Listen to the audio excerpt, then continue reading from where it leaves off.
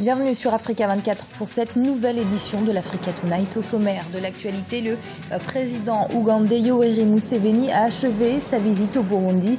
Avant de partir, il a assuré que pouvoir, opposition et société civile s'étaient mis d'accord pour de nouvelles négociations. Et la polémique se poursuit au Rwanda. Le pays se dirige en effet vers un référendum en vue de modifier la constitution afin que le président Paul Kagame brigue un troisième mandat. Et en Afrique du Sud, des anciens membres de gangs s'emploient à sensibiliser les plus jeunes aux effets néfastes de la violence. Au Bénin, la Commission électorale nationale autonome a proclamé les résultats des élections communales et municipales du 28 juin, ce mercredi 15 juillet.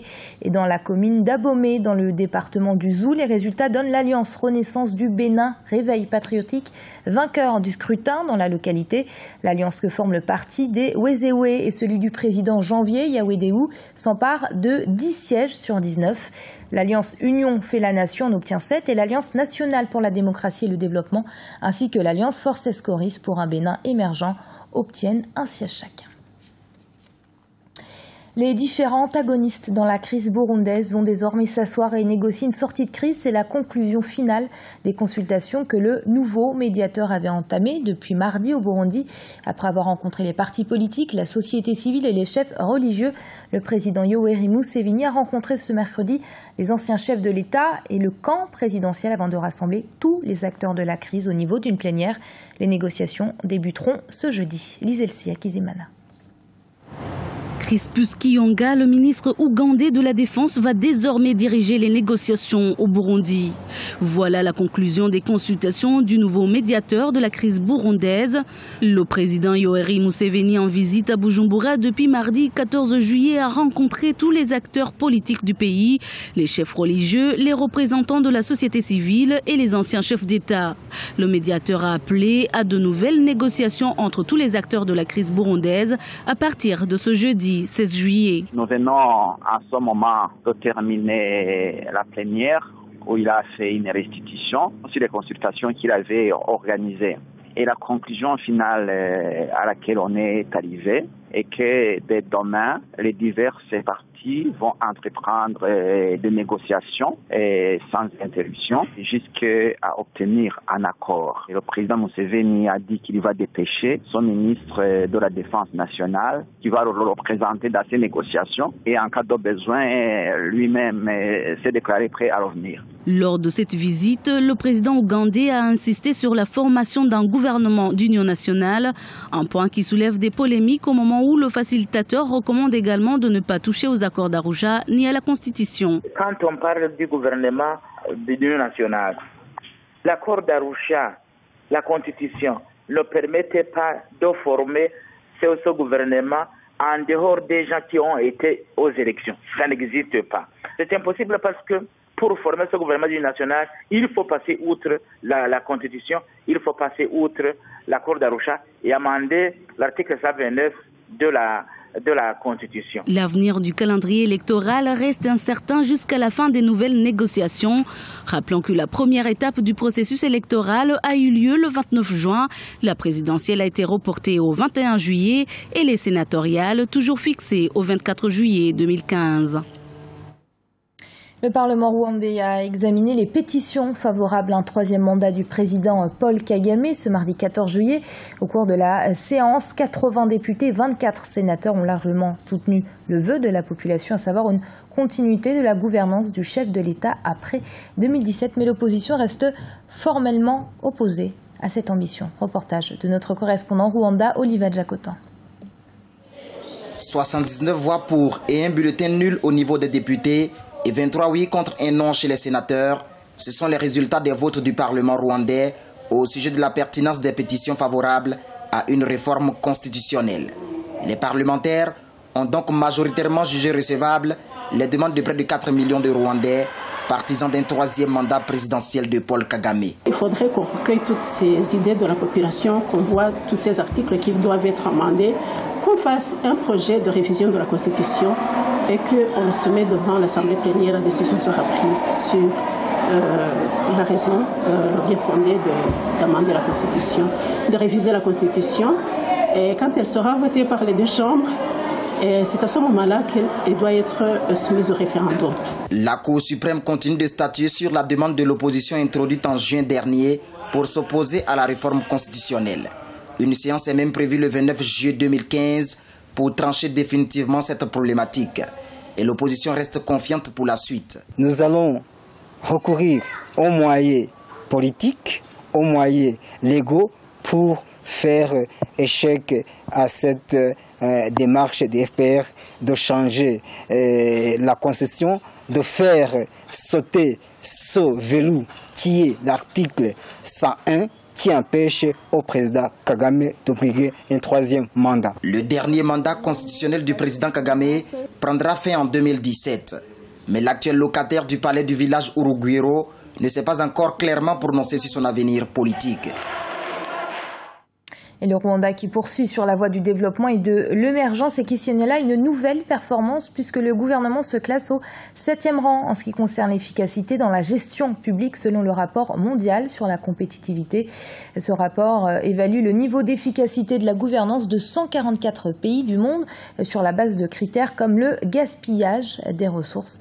Le Rwanda devance ainsi la Suisse et le Luxembourg. En Afrique, le pays est suivi par l'île Maurice qui se classe 26e et l'Afrique du Sud 32e. Au Sénégal, la crise au sein du Parti démocratique sénégalais continue d'alimenter les débats. Farba Senghor est revenu sur ce bras de fer entre libéraux, mais aussi sur le verdict du procès. Karim Wade, le secrétaire national chargé de la propagande, estime que la bataille n'est pas forcément la réforme du parti, mais surtout la libération des militants condamnés par la justice. On fait le point avec ce sujet d'Ibrahima Dioumaba. Au Sénégal, le Parti démocratique sénégalais est secoué par une crise interne depuis que le président du groupe parlementaire des libéraux et démocrates, Modou Diagne Fada, a demandé la réforme de son administration. Le camp des réformateurs est accusé d'être des pions de l'actuel régime, des accusations que les frondeurs ont toujours dénoncées.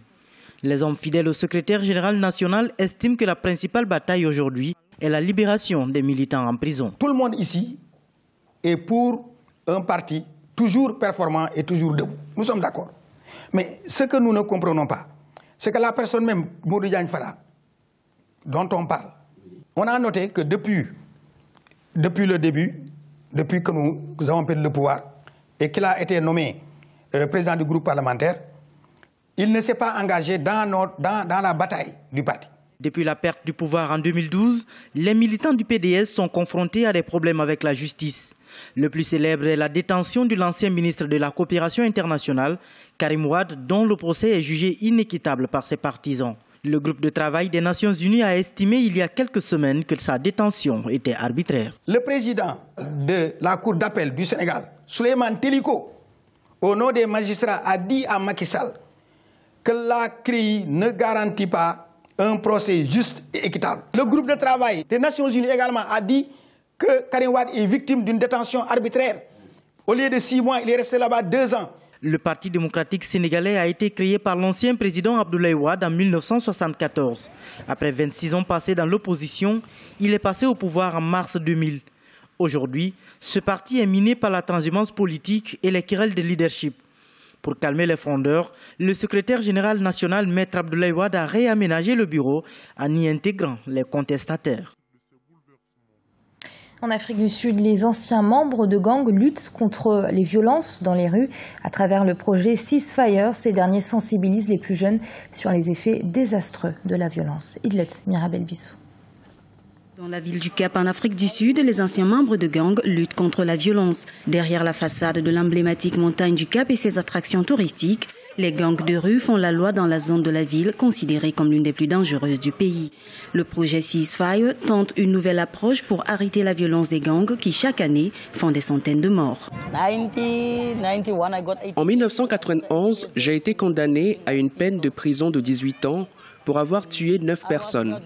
J'ai fait 11 mois de prison et ma sentence a été révisée à 2 ans.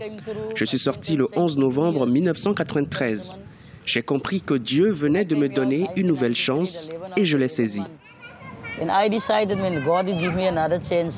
La police sud-africaine, critiquée par sa stratégie dans la lutte contre la criminalité, estime qu'il y aurait 100 000 membres de gangs dans la partie ouest du Cap.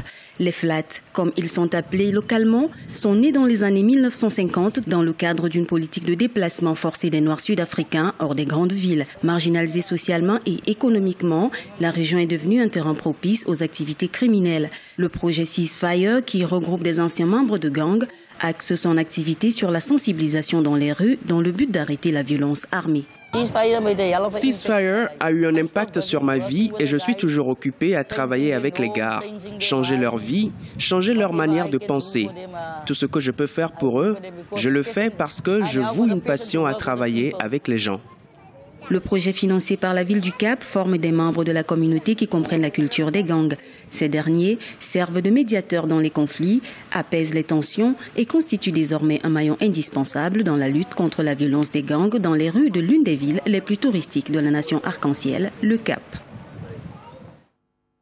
Et sachez que Desmond Tutu a été admis ce mardi 14 juillet dans un hôpital du Cap en Afrique du Sud, justement pour le traitement d'une infection persistante. L'archevêque Desmond Tutu a été prix Nobel de la paix en 1984 pour son engagement contre l'apartheid. Il est âgé de 83 ans. Il devrait sortir de l'hôpital cette semaine. Et ce journal a été préparé par l'ensemble de la rédaction. Merci de l'avoir suivi. Restez sur Africa 24. Dans un instant, une nouvelle édition de l'information.